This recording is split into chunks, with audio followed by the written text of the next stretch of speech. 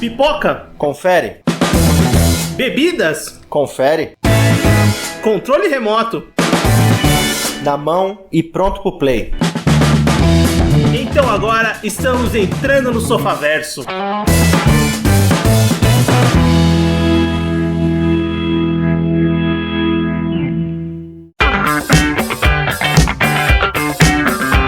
Muito bem, Sofaverso começando, voltamos para mais um episódio do seu podcast e hoje vamos falar de cinema, vamos falar de Os Eternos e para isso eu tô com o Everton. Fala pessoal, beleza? Eu sou o Vinícius e bem, estamos em uma dupla de dois hoje aqui. Hoje sim. Mais uma vez, para falar de Marvel Studios, também mais uma vez, né, falar de Marvel Studios, lembrando que a gente tem aqui podcast de Marvel Studios desse ano, a gente falou de Viúva Negra, né, mais recentemente, a gente falou da série do Loki, a gente falou de Falcão Soldado Invernal, a gente falou de WandaVision, então tem bastante conteúdo do Marvel Studios. Shang-Chi. Falamos de Shang-Chi também, muito bem lembrado, e então também vamos falar de Eternos, esse último lançamento da Marvel Studios no cinema, né? Lembrando que esse ano ainda tá pra sair Homem-Aranha, que é aquela produção Sony Pictures / Marvel metendo o bedelho, né? Mas da Marvel Studios mesmo, da Disney, a gente tem o último lançamento do ano, que é Eternos. É um filme que saiu agora no dia 5 de novembro de 2021, que tá anunciado desde 2018. É o segundo filme da fase 4 da Marvel, que começou ali com Shang-Chi, que a gente já comentou aqui, o Everton bem lembrou, e tem episódio, tá bem legal, vale a pena ir lá escutar, um dos mais recentes, né? O filme saiu em setembro, Shang-Chi, e agora chegou em novembro, Eternos, um filme que custou 200 milhões de dólares, um orçamento até o momento da gravação desse podcast de mais ou menos 336 milhões. É um filme que tá indo bem de bilheteria, sim, ele teve uma boa estreia nos Estados Unidos, aqui no Brasil também tá indo bem, acho que é 3 ou 4 semanas seguidas como número 1 de bilheteria, mas bem, a retomada dos cinemas tá acontecendo. Então vamos conversar um pouco, né, desse épico da Marvel, né, a gente pode dizer assim, um grande épico, um novo filme de introdução de novos heróis, de novos personagens que podem fazer parte do MCU, e a gente vai discutir um pouquinho aqui o que a gente achou do filme, a gente achou dos personagens novos, o futuro, o que a gente acha que pode acontecer com os Eternos e com a Marvel Studios a partir daqui. E pra isso, eu quero que primeiro, Everton, você comente os aspectos gerais, o que você achou de Eternos. Eu, de maneira geral, eu gostei do filme. Eu acho que essa ideia de ser um épico da Marvel, pra mim, não atingiu isso, sabe? Porque pra mim ele é um filme bom de introdução dos heróis e tal, mas ainda tem muita cara de um filme da Marvel. Mesmo tendo uma diretora ganhadora do Oscar, sabe? Eu não vi tanto, assim, dela, de um ponto diferente da forma da Marvel ainda nesse filme, você entendeu? Bem, Everton, como você bem pontuou, o filme é dirigido pela Chloe Zhao, ou Chloe Zhao, eu não sei qual a pronúncia correta, me perdoe, Chloe, mas você é a diretora do filme. A Marvel Studios já trouxe mais, assim, não é a primeira tentativa, mas a Marvel tá trazendo esses diretores mais autorais e de cinema que não tem nada a ver com o que a Marvel faz pra direção dos seus filmes, então a Chloe Zhao tá contratada lá desde 2018, ela era, como a gente comentou no podcast da Viúva Negra, ela é uma das diretoras cotadas pra dirigir o Viúva Negra, acabou indo pro Eternos e, bem, ela trabalhou aqui no Eternos durante esses anos, né, 2019, o filme teve uma parada na produção por causa da pandemia, né, começou com sua produção em 2019, teve uma parada nas gravações, depois ele voltou, nesse meio tempo a Chloe Zhao ganhou o Oscar, né, mais recentemente o melhor filme, com Nomadland, que vai ser uma coisa que você assistiu Nomadland, né? Não, assisti. Então eu quero saber depois o que você vai encontrar de Nomadland em Eternos. Não tem nem como fazer muita comparação, porque Nomadland é um filme muito mais pé no chão, muito mais intimista, sabe? Não é um grande blockbuster, sabe? O que provavelmente devem comparar muito é a questão muito do visual, assim, dos cenários, que são bem contemplativos. Isso realmente no Eternos tem bastante, sabe? Sim, até demais, eu diria. Nas escolhas das ambientações no Eternos, realmente isso daí é meio que focado pra isso, sabe? Pra você contemplar. A luta final acontece tipo numa ilha paradisíaca, praticamente, sabe? Sim, isso é uma coisa bem interessante e eu acho que é um dos pontos altos do filme. Primeiro, deixa eu adiantar o que eu acho em termos gerais, né? Eu acho achei um filme bom, mas assim, que é muito... eu esperava mais. É um filme que não... Eu falei, puta, que bosta de filme, mas também não me agradou tanto. Eu acho que ele tem vários problemas e a gente vai comentar um pouquinho deles, mas uma das coisas positivas que eu já enxergo de cara é a arte do filme. O filme é muito bonito. Toda essa questão de contemplação, de cenários, a Chloe Zhao, ela trabalhou muito com cenários mesmo reais, né? Não é aquele cenário verde, né? O fundo verde que a Marvel tanto usa nos seus estúdios. Aqui tem locações reais, eles têm muita locação em Londres, nas Ilhas Canárias, que é aqueles lugares das praias, os lugares mais paradisíacos. Tem uma... Se você assistiu o filme, nas 2h30 do filme, é o segundo filme mais longo da filmografia da Marvel, dos 20... Acho que esse é o 24º filme. O único filme maior que ele é o Ultimato. Ele é maior que o Guerra Infinita, ele é maior que todos os outros. Então é um filme bem longo. A história precisava disso, mas pensa comigo, quantas cenas de pôr do sol você viu nesse filme? Então tem bastante. Não, eu acho assim, ele é um filme longo, ele não chega a ser chato, assim, de você ficar... Deve ser um filme cansativo, sabe, pela duração dele, mas é muito pelo fato de ter muitos personagens, ter que apresentar os personagens e tal, mas realmente tem muita cena, às vezes, que fica contemplando, assim, e às vezes talvez não seria nem necessário isso, sabe? Sim. E um outro ponto do filme, além da fotografia, dessas coisas, toda a parte técnica, assim, dos efeitos visuais, que sempre a Marvel, pra mim, são muito bons, sabe? Os efeitos que eles fazem. A trilha sonora desse filme é uma das melhores dos filmes da Marvel. Foi uma que eu notei, tá ligado? É bem legal, né? Mas você viu quem dirige, né? Djawad, né? Ramin Djawad, isso mesmo. ele que assina a trilha sonora desse filme. É bem legal mesmo, eu também curti. Precisava de uma trilha sonora com esse aspecto épico. Logicamente, às vezes a trilha sonora da Marvel parece que é a mesma pra todos os filmes, mas esse eu senti realmente uma diferença, assim, que eu acho que casa com a ideia do filme. Mas eu acho que do mesmo jeito que tem essa parte artística, que você vê a mão da diretora da Chloe Zhao nessas partes de contemplação, de planos abertos, que mostram todo o ambiente, que você sente o vento muito bem, você vê o sol na sua cara, parece que você tá vivendo aquela situação, ele tem que intercalar com a fórmula, né? Por isso que esse filme me passa uma sensação que ele é descompassado na sua estrutura. Então parece que ele tá, assim, se dando uma liberdade de fazer uma coisa diferente do MCU, mas aí ele parece que puxa uma corda e fala assim, você é MCU, tá? Então tem que ter os bonecos em CG brigando. E eu acho que esse filme, apesar de ser muito bom, a ação dele não é tão boa. Eu não senti tanto impacto nas batalhas. Mas eu acho que alguns personagens são muito legais, as cenas de ação, mas alguns não são tão bons. Um exemplo, assim, antes de entrar na história em cima, por exemplo, o efeito de velocidade da Makkari eu achei bem legal. Sim, eu também achei bem legal. Foi um dos que eu achei mais legal, sabe? Que eu achei, um filme do Flash tem essa ideia muito boa, funciona muito bem, tá ligado? Sim, eles entregaram muito bem. Eu também gostei desses efeitos. Eles funcionam, assim, o efeito funciona, a cena de ação funciona, mas eu acho que o filme é tão assim, conflitante nele mesmo, com essa contemplação, depois vai pra um MCU, aí tem uma pitada de comédia que aí eu acho que realmente é bem descompassada nesse filme, que acaba, eu acho que tirando um pouco do impacto que poderiam ter essas cenas, ainda mais pelo tamanho do filme, pelo tamanho do épico que eles se propuseram a contar, porque é uma história de personagens épicos, né? Eternos conta a história de um grupo de heróis alienígenas, né? Os caras são os Eternos, criados pelos Celestiais, né? São criaturas não, são deuses, né? Vamos dizer assim, que constroem universos, galáxias, planetas, civilizações. Eles são as criaturas primordiais ali, né? E os Eternos são esse grupo criado pelos Celestiais, no caso, os Eternos que a gente acompanha aqui, que vieram pro planeta Terra pra combater os Deviantes, que são essas criaturas monstruosas que no começo do filme a gente tem e sabe que são os inimigos dos Eternos e dos Celestiais, que eles têm que combater pra manter a população daquele planeta, no caso a Terra, viva, mas acontece em vários planetas. Eles vêm desde o começo ali da civilização, né? Eles estão há muito, muito tempo aqui entre nós.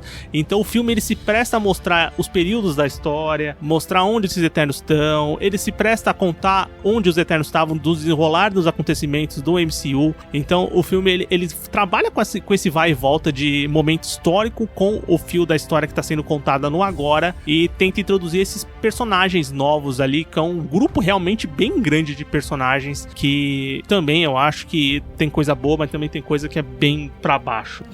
Eu acho interessante essa apresentação deles, mas assim, da questão da história em si mesmo, eu achei meio, assim, os Celestiais, beleza, eles existem lá, eles criaram os Eternos, e meio que dá a entender que eles criam os Deviantes também, né? Sim, é isso, exatamente. E os Deviantes, eles querem acabar com as vidas, que é o papel deles, os Eternos têm que pedir eles pra poder gerar as vidas no planeta, pra aí nascer um novo Celestial. Esse é meio que o conceito básico, né? Exatamente. Agora, o que eu acho muito estranho é quando eles falam assim que a gente não pode interferir nos humanos. E no filme, ele meio que é meio ambíguo isso. Eles falam, a gente só pode interferir o que envolve os Deviantes. Mas o objetivo deles, dos Eternos, não é criar vida no planeta. Então, tipo, se eles impedem as guerras, eles impedem que vidas sejam perdidas, tá ligado? Sim. É meio, tipo, não faz muito sentido, não faz muita lógica pra mim. Essa é a explicação que eles dão. Eles falam, não, as guerras desenvolvem tecnologias que fazem com que os humanos, eles sozinhos, consigam alcançar o objetivo, sabe? Mas, sim.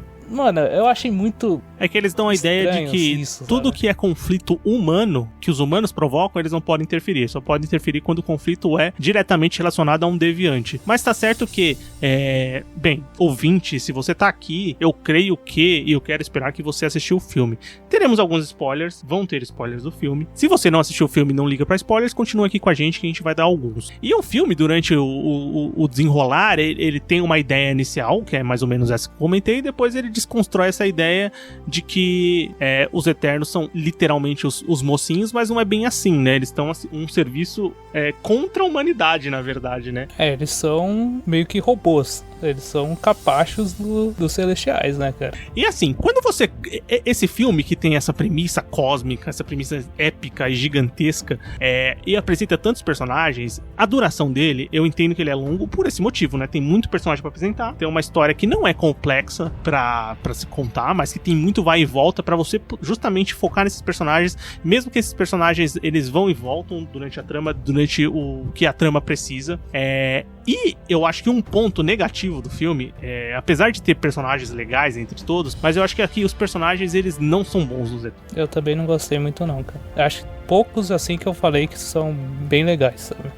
Porque desse grupo, vamos comentar um pouquinho desse grupo, a gente pode tirar como principais personagens ali do grupo. Eu acho que primeiro a gente tem a líder, né, a Ajak, que é vivida pela Salma Hayek, que ela é a líder dos Eternos, que ela assume o papel de liderança lá desde o começo, depois do desenrolar da trama ela continua essa liderança até ela morrer. Que é surpreendente que no começo do filme já mostra que ela morreu e tal, e ela só aparece realmente depois nos flashbacks, né? Sim, só depois nos flashbacks. E tem uma participação importante como líder e mulher, né? Se eu não me engano, a personagem dela na HQ é um homem.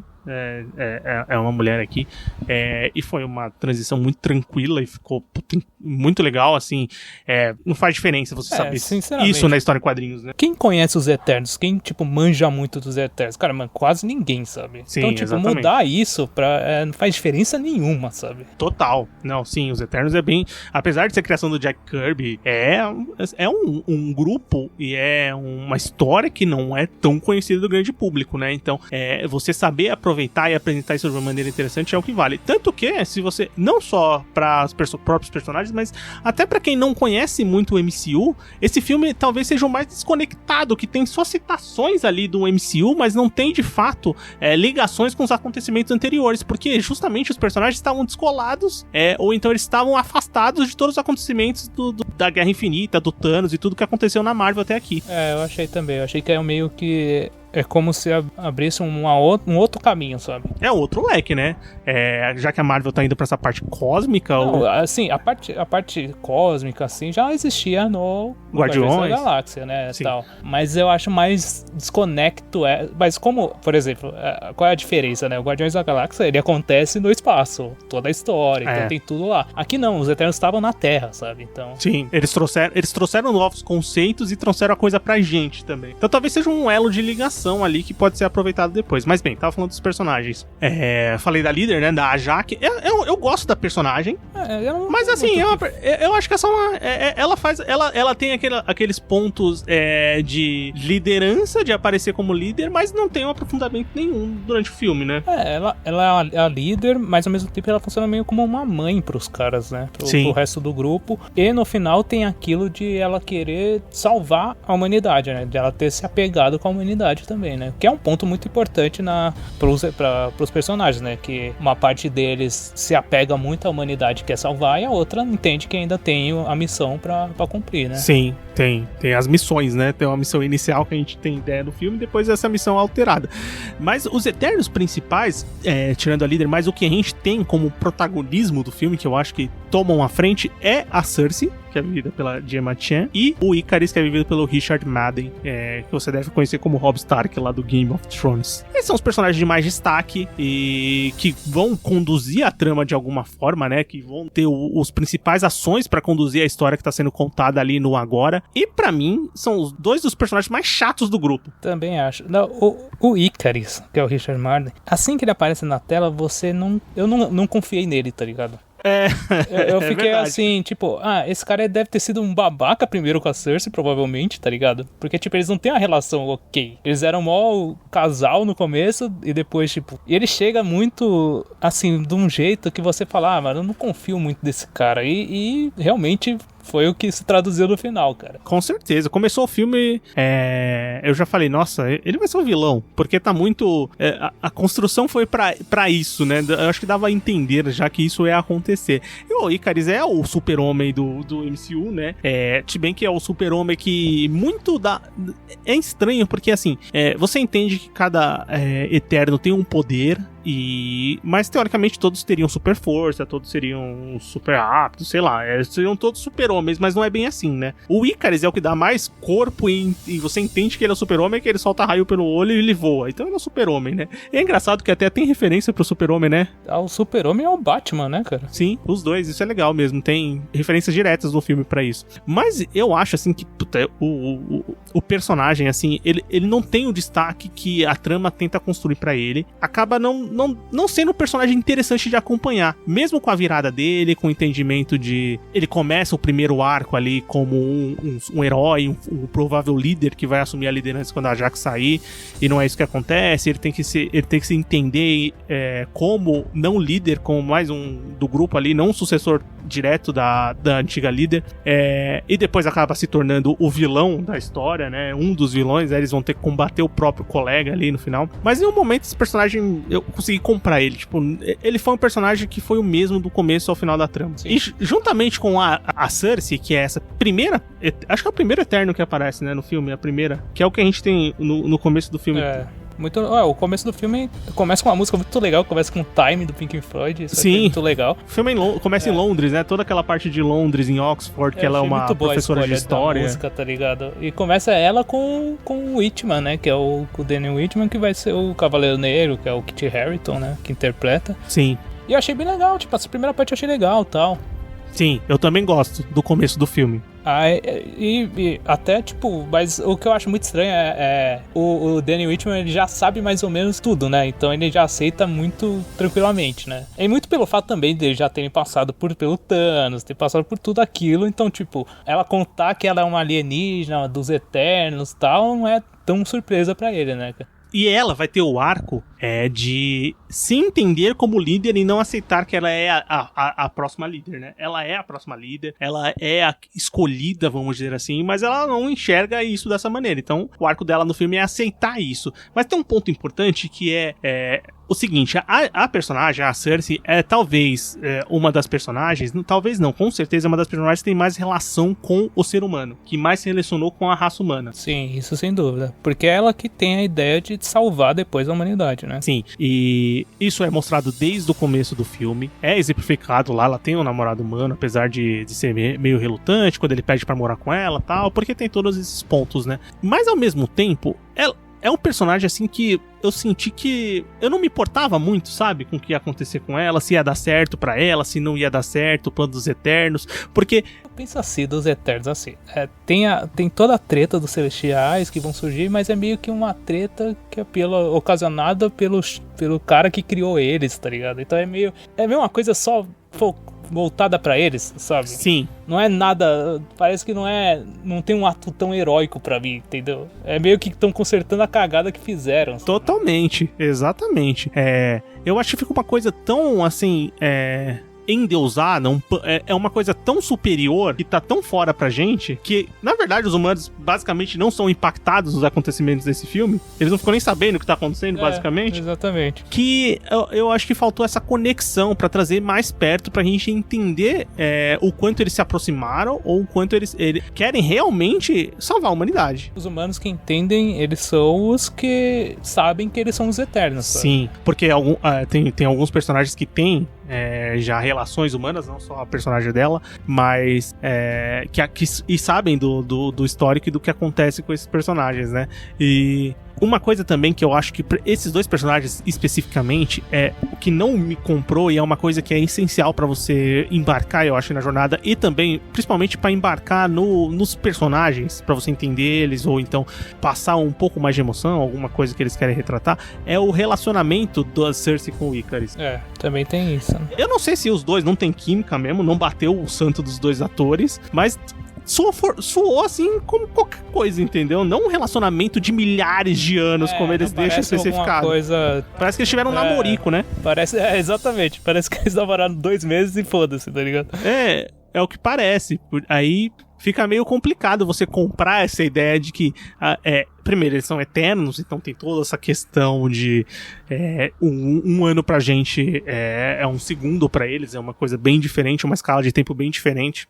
Então esse relacionamento podia ser mais forte, ou a gente podia tentar entender ele de uma maneira mais forte, apesar de a direção e o filme escolher mostrar bastante flashback deles, eles juntos em momentos e tal, mas sei lá, não me vendeu bem essa ideia. Eu não comprei esse casal em momento nenhum, na verdade. Tem a primeira cena de sexo do MCU, que tem, não, né? Mas também qualquer coisa, tá ligado? Sim, qualquer coisa. Mas tá lá. E também, não que eu compre o casal da Cersei com o Danny Whitman, que é tão rápido que o personagem do Kit Harington mas aparece. Eu compro bem mais, velho. Eu compro bem mais, velho. Pode ser. Não, isso... Na verdade, dá a entender que o Danny Whitman gosta pelo menos dela de verdade, né? O Ikaris não parece que gosta dela, né? Bem isso, cara. Somos eternos. Viemos para cá há 7.000 anos. Para proteger os humanos dos deviantes.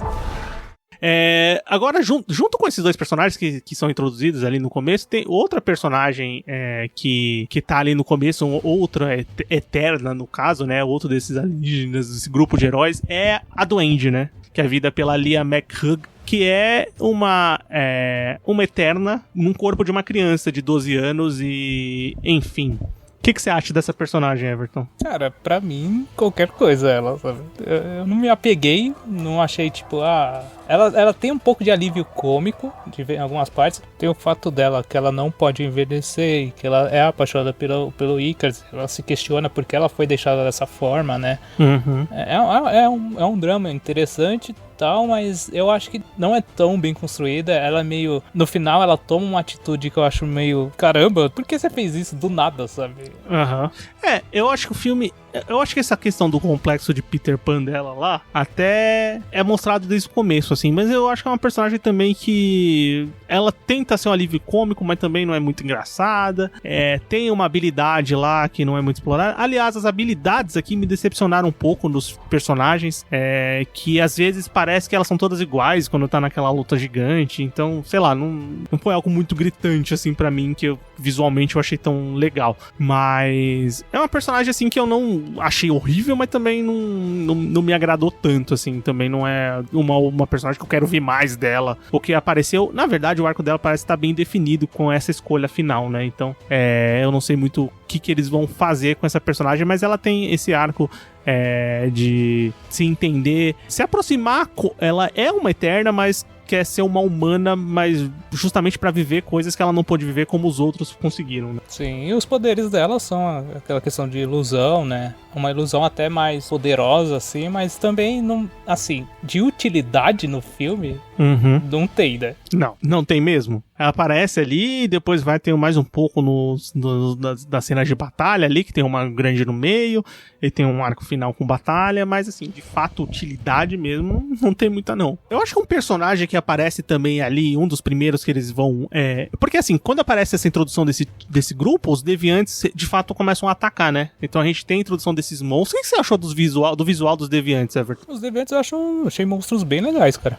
Eu achei o design deles legais, complicados, tá ligado? Eu fiquei pensando assim, pô, se fossem os Vingadores lutando contra eles, ia ser complicado, sabe? Não ia ser fácil, os bichos são fortes. Só que o problema dos deviantes pra mim é que eles são pintados como os vilões. Nossa, isso é verdade. Mas somem depois. Aí aparece só, gera aquele deviante do nada que absorve os poderes e ok. E ele também, ele morre também descartado de uma maneira muito... O arco de vilania dos deviantes, ele é descartado a partir contrapartida que você tem o plot do arco final, que é a reviravolta ou então a mudança do Icarus. Exatamente. Quando você tem a mudança do Icarus, você matou os deviantes no filme. Eles não têm mais a mesma utilidade. Eles só vão servir pra criar a batalha. Eu fiquei esperando pra ver se aquele deviante, o que adquire consciência, se ele teria alguma importância. Mas ele não tem isso, que eu achei muito estranho, sabe? Ele só serviu pra gerar uma batalha ali, final, pra dar destaque com uma personagem.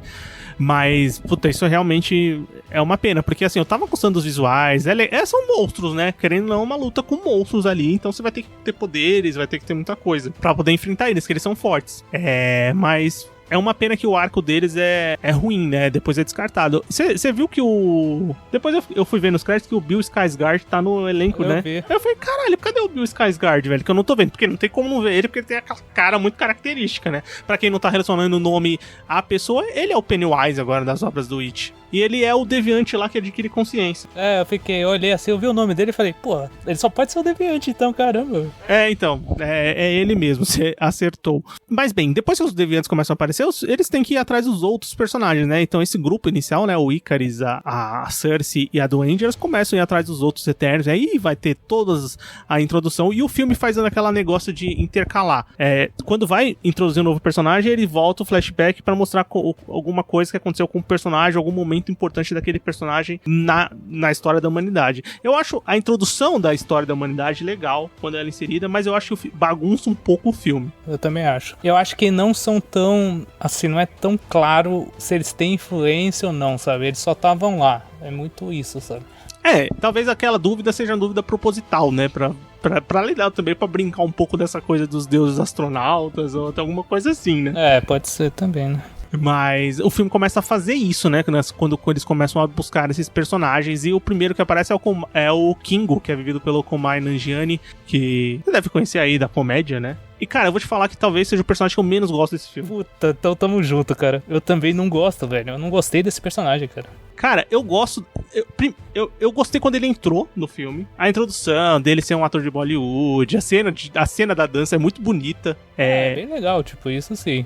E depois, como ele vai sendo introduzido no filme, e pra mim, e pra você ver como até o próprio filme entende que ele tá descolado, porque ele vai ser o alívio cômico do filme. E o mordomo dele, que eu até esqueci o nome. Que o cara até chamou ele de Alfred depois. Você é o Alfred do Batman? Não, exatamente, e isso que aí vem o alívio cômico dele, né?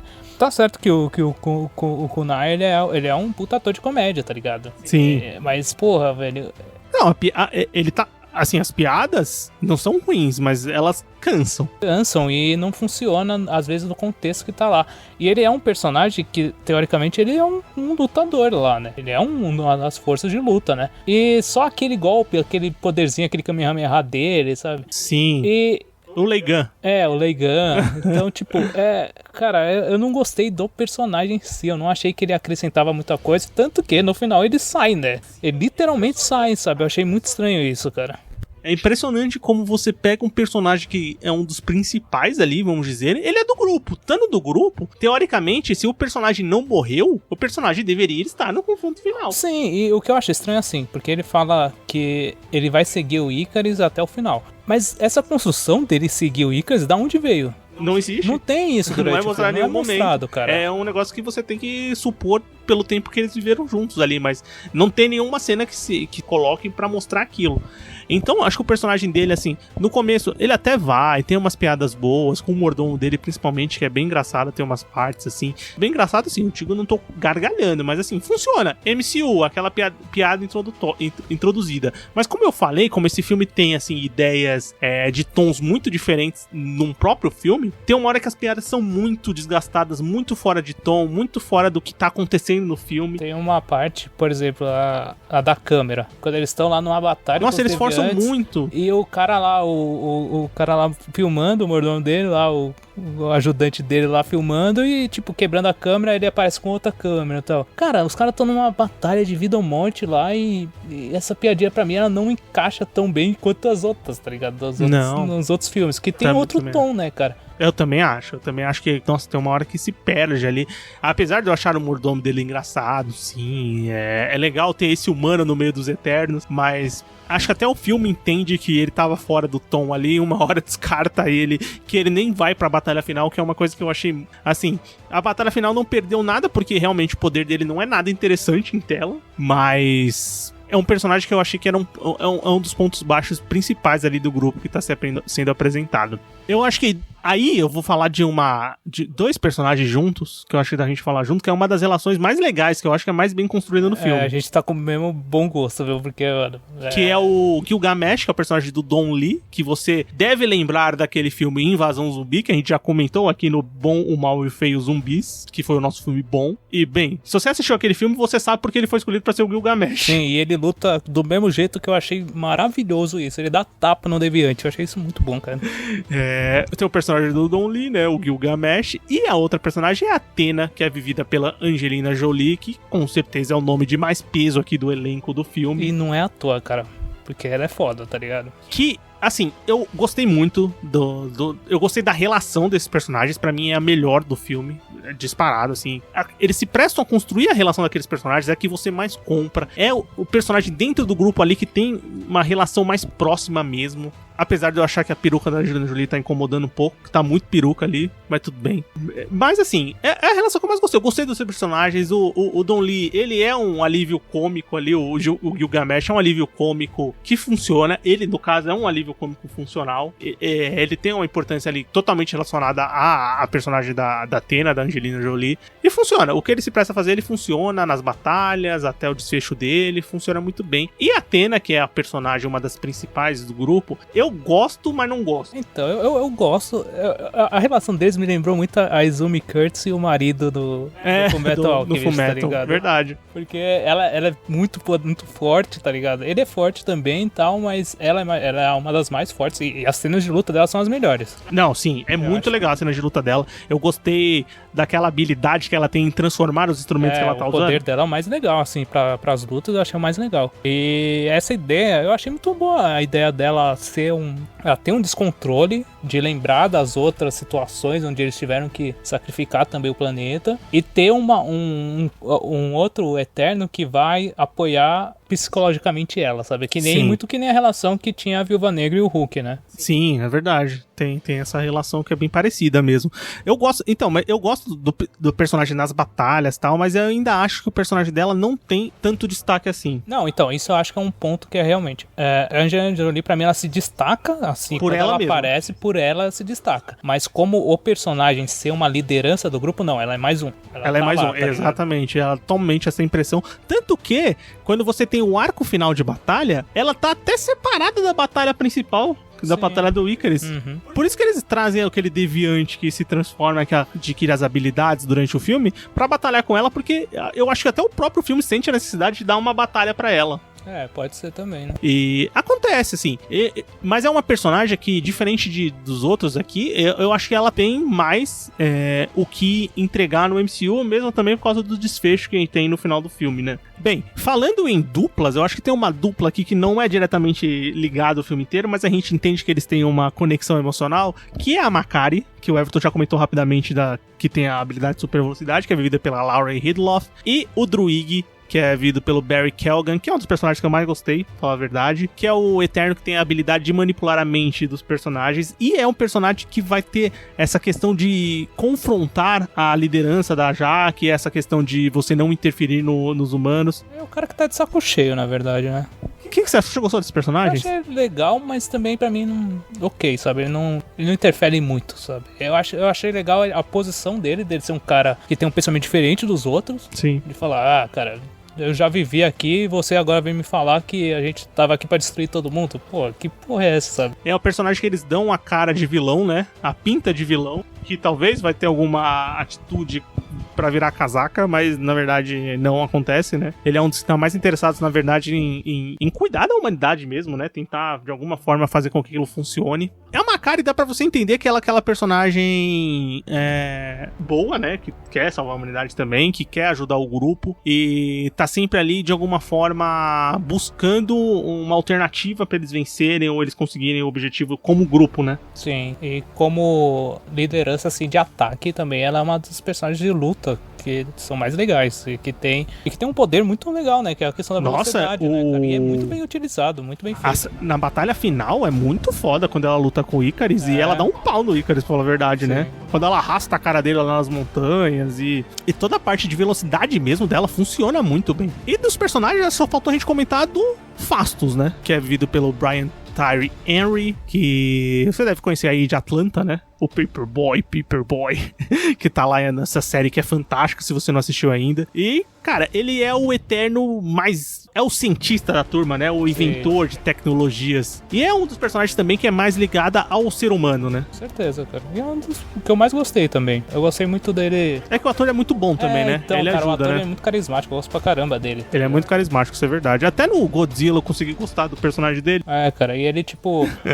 Você acaba se ligando muito com ele porque ele tem uma família, ele tem um esposo, tem um filho, e ele tem aquela ligação com a humanidade, ele quer salvar a humanidade, e eu acho muito interessante que, tipo, ele é aquele personagem que no começo não mostra que ele é ativo na batalha, sabe? Mas quando ele entra pra batalha, ele é um cara forte também. Sim, é verdade. Ele é um cara forte. É verdade, eles dão um bom destaque pra habilidade de batalha dele no final. Sim, eu acho legal a ideia dele de meio que abandonar também os humanos e falar, deixa ele seguir no caminho dele depois da bomba atômica e tal. Dele falar, ele por ser um cientista, né? E falar, pô, a gente deu muita tecnologia pra eles e eles fazem isso, sabe? Então, eu vou viver minha vida aqui. É outro cara também que ele tem um ponto diferente dos outros Eternos, sabe? Que ele segue, ele abandona e vai viver a vida dele. Sim, e vai mesmo, e tanto que a família dele é a que mais aparece no filme. Na verdade é a família que aparece no filme, que tem relação com os outros Eternos, acaba interagindo de alguma forma, e que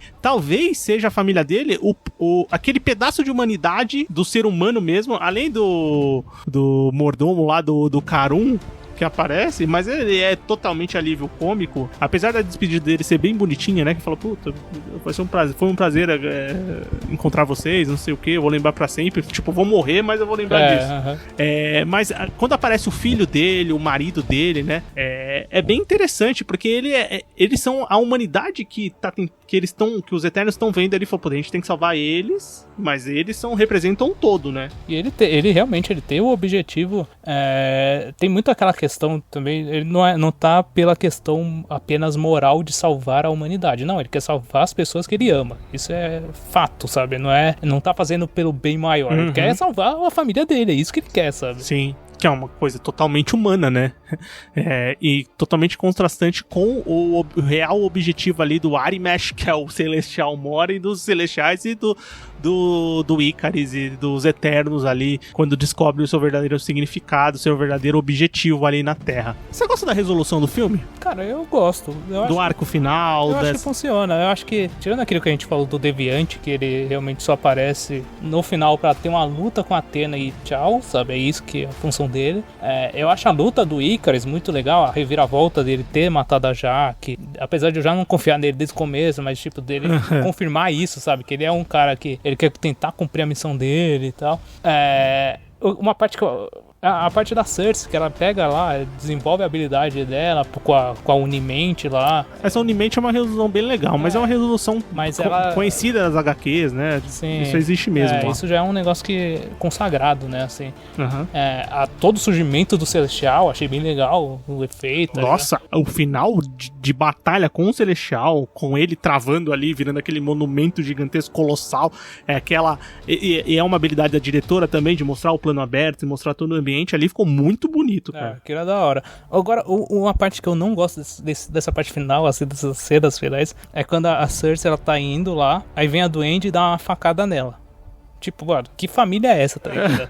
Ela metia uma E depois chega o Druig e dá uma pedrada na cabeça do Duende. Eu falei, não, mano, tá de sacanagem, velho. Essa família tá muito desconstruída. Mas a parte da pedrada eu falei, não, você tá brincando, velho. Isso foi muito tosco, sabe? Foi nível, tipo, Viúva Negra tem o negócio principal tá na geladeira do lado, sabe? É verdade. Isso eu falei, mano, não, esse filme não fez isso, cara. Um filme desse tamanho, cara. Eu também acho. Porque é engraçado você comentar isso, porque assim, quando você chega no arco final, apesar de ser interessante toda a questão do Celestial Tiamut, que é esse da Terra que vai nascer, que eles têm que impedir, e os deviantes terem sido jogados pra escanteio, né, que é uma coisa bem ruim, porque é uma coisa que o filme construiu, ele descarta no seu arco final. É bonito, é funcional a batalha, impedir que ele seja que ele cresça, que ele nasça, na verdade, né, funciona, dá certo, é bonito e tal, é legal, mas eu acho como todo, com o descarte dos deviantes e com, por exemplo, esses pontos que você comentou, dá uma baixada na bola. E como o filme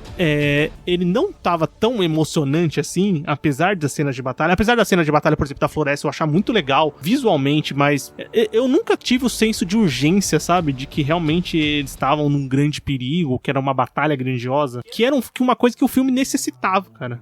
Isso é um ponto mesmo. Mas é muito também que a gente já tá acostumado com o filme de herói, sabe que vai dar certo no final, né, cara? Assim, a resolução da treta, né? O que eu achei interessante é no final, agora depois de toda a resolução, de terem conseguido impedir o Tiamut, é a parte do Celestial falando, vocês fizeram cagada, velho. Vou levar vocês aqui, velho. Isso eu achei muito da hora, sabe? Isso é verdade. Ele fala, não vai ficar assim, não vai ficar desse jeito, sabe? Os Celestiais eu achei bem legal. O efeito deles, assim, dá... Você imagina a grandeza que é, sabe? Eu achei. Muito legal ficou o efeito mesmo. Mas bem, vamos para aquela hora definitiva do podcast? Não, só relembrando, tem 2 cenas pós-crédito também. É verdade, importante. Né, cara?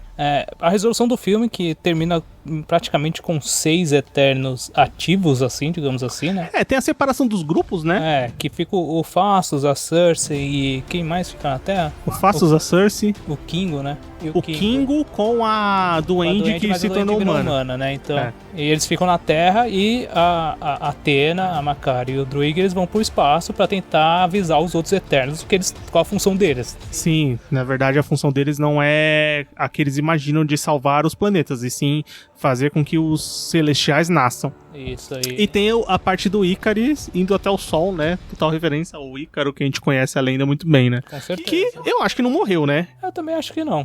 Eu acho que é muito plausível de voltar, sabe? Sim, também acho. Mas continua, você tava falando da cena. E tem a primeira cena pós-crédito, que chega o personagem, o Star Fox, eu acho que era o nome dele, né? O Eros. Star Fox, que é o irmão do Thanos. O irmão do Thanos, que já é uma surpresa, sabe? Você fala, quem é esse cara? O que ele vai fazer? E já é uma ligação. Ele tem um clima de Guardiões da Galáxia, o personagem. Total. Sabe? O personagem é vivido pelo Harry Styles, né? Que também é uma celebridade, um ator muito conhecido, né? Então já traz um apelo todo do própria pessoa que vive o personagem. Sim, e a outra cena pós-crédito. E tem o Pip, né? Que também é um personagem que tava sendo cantado a bola, que ele ia aparecer nos Guardiões, em algum Guardiões da Galáxia, até no 3. Tem 3? Não, 3 vai sair. No 2 comentaram muito que ele ia aparecer, não apareceu, mas enfim, está aqui. E a outra cena pós-crédito, que é a do Danny Whitman pretendendo se tornar o Cavaleiro Negro lá. Sim. E é uma voz de quem é aquela voz, né? Quando você assiste dublado, aí que não dá pra saber mesmo, né? Exatamente. Quando eu vi dublado, eu falei, não sei quem é, sabe? Não é uma voz que eu reconheci. Sei, é o original, sabe? De quem é a voz original? A voz original? Não foi atrás. Não foi? Então eu te falo agora. Mahershala Ali. É do Blade, então. Então é do Blade, que realmente, o Mahershala Ali falou mesmo que ele ficou, cara, ele falou que ficou emocionado pra fazer essa cena, tipo, ele ficou nervoso, porque ele sabe que tá fazendo parte de algo muito grande. Porque já cria aí já é aquela união dos heróis meio já urbanos, meio da terra mesmo, tá ligado? Sim, total. E, isso eu achei legal, até bem legal, na verdade, porque o Kit Harington provavelmente vai ter mais espaço, vai aparecer mais como Cavaleiro Negro nos próximos filmes. Não, eu não sei se vai ter um Eternos 2, não foi comentado nada ainda, mas os personagens aqui, vários deles vão continuar aparecendo, eu tenho certeza disso. Mas bem, vamos então para as nossas notas? Vamos. De 0 a 10 o quê? Celestiais, 0 a 10 Eternos, sei lá. Celestiais, eu acho que é um bom nome, é um nome grandioso, talvez não sei se a nota vai ser tão grande, mas Everton, de 0 a 10 Celestiais, quanto você dá pra Eternos? Cara, Eternos eu vou dar um 7,5.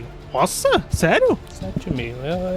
Eu achei ele ok, sabe? Eu acho que tecnicamente ele é um filme muito legal, sabe? Muito bom, muito bem feito e tal. A história tem alguns pontos que a gente mencionou, tem algumas coisas que não acrescentaram muito, mas eu acho que eles podem trazer muito mais coisas, sabe? Os personagens foram bem apresentados, alguns, e eu acho que os que ficaram conseguem carregar alguma coisa pro universo da Marvel, sabe? Cara, Bem, eu vou dar 6. O cara tá nervoso. Não estou nervoso.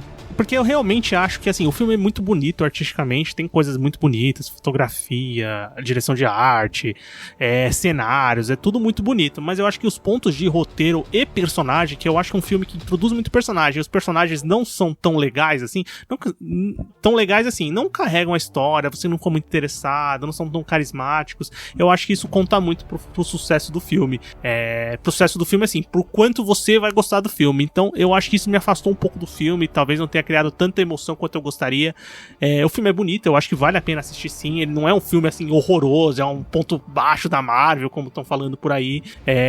Mas eu acho que não é um filme tão grandioso quanto ele deveria ter sido, quanto se prestou a ser. Então eu acho que faltou um pouco de coesão ali na própria leitura do filme e tal, entender como ele ia funcionar, e faltou um pouco de personagem mais atraente, vamos dizer assim. Mas isso é verdade, apesar de os personagens não funcionarem tanto pra esse filme, na introdução inicial deles, eu consigo enxergar que eles podem funcionar futuramente. Com certeza, isso sem dúvida. Então, por isso que eu dou nota 6 pro filme. Então, na nossa conta, a nota do Sofaverso pra Eternos é de 6,75. 6,75. Kevin Feige vai receber essa nota no escritório dele, vai repensar o que aconteceu. Mas bem, ouvinte, espero que você tenha gostado desse episódio. O que você acha? Eternos é 6,75 ou você daria mais? Qual é a nota que você dá pra Eternos? Vamos pro bloco final? Bora. Recomendações, críticas e o que mais vier à nossa cabeça agora no bloco final. Muito bem, bloco final do Sofaverso começando. Agora da gente comentar alguma coisa que a gente assistiu, alguma coisa que a gente leu, alguma coisa que a gente escutou, vale qualquer coisa. Everton, o que você vai trazer para nós? Cara, o que eu assisti e gostei muito, e é uma recomendação que já foi feita aqui, mas eu vou recomendar de novo, que é o Ted Lasso, cara. Série da Apple TV. Cara, ela é sensacional. É realmente, eu fui assistir pensando, pô, será que ela é realmente tudo isso? E ela é tudo isso, cara. Porque é uma série que você assiste e gosta tanto, sabe? Você gosta tanto dos personagens, gosta tanto do clima da série. Eu acho que ele funciona muito bem. É o estilo de comédia que eu gosto, sabe? Ela não é aquela sitcom clássica. Ela funciona muito bem, tem partes dramáticas também. E por isso que eu achei ela uma série sensacional, realmente. E mereceu ganhar tudo que ganhou mesmo. Sim, cara, muito foda. Ted Lasso é muito bom. O Anderson recomendou, né? Há muito tempo atrás, que estava na primeira temporada ainda. Eu assisti também, eu tô na segunda temporada, não terminei de assistir, mas terminarei porque é uma série que vale muito a pena. E olha, não faço promessas, mas tá na nossa pauta aqui, eu acho, viu? Sim. Quem sabe um dia, vamos ver. 2022 tá aí, né? Tá logo aí, né? Bem, o que eu vou comentar é um filme que saiu em setembro. Ele estreou em setembro no Festival de Veneza, mas é um filme nacional chamado Sete Prisioneiros. Tá passando, né? Acho que muitos de vocês têm Netflix, entra na Netflix, aparece lá um filme nacional, Sete Prisioneiros. Filme dirigido pelo Alexandre Morato. Eu assisti ele esses tempos aí, dei uma chance, porque a premissa era interessante. O filme se passa aqui em São Paulo e, cara, realmente é um filme muito legal. É muito pesado, é bem aquele filme denúncia, saca? Uhum. Ele conta a história do Matheus, que é vestido pelo Christian Malheiros, que ele já tinha sido protagonista do filme anterior do Alexandre Morato, que é Sócrates, que foi um filme que chamou bastante atenção também.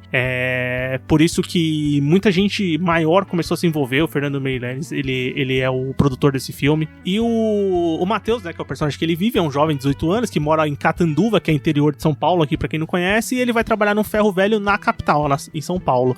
E a partir daí, ele com os outros meninos ali da idade dele, acabam trabalhando num sistema que é análogo à escravidão moderna. Então ele trabalha muito com esse ponto de escravidão moderna, de você trabalhar e você receber, mas na verdade você não tá recebendo porcaria nenhuma. Ele também trabalha com a questão de imigração ilegal, de escravidão, tráfico de humanos, né, também.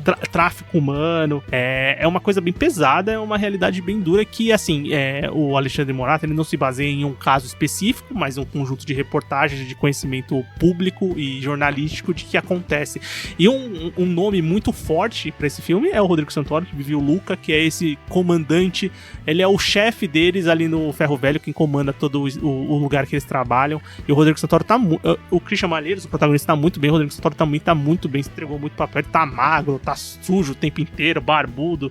E, bem, é um filme que tá sendo bem comentado lá fora e tá com muita cara que vai ser a escolha do Brasil pra tentar disputar uma vaga no Oscar. E o nome do Rodrigo Santoro, querendo ou não, também faz uma diferença grande, porque ele tem uma carreira muito solidificada lá fora. Mas bem, é isso, né? Comentamos sobre Eternos, então comenta com a gente o que você achou. A gente tá no Instagram, @sofaverso, tá no Twitter, @sofaverso. Procura a gente.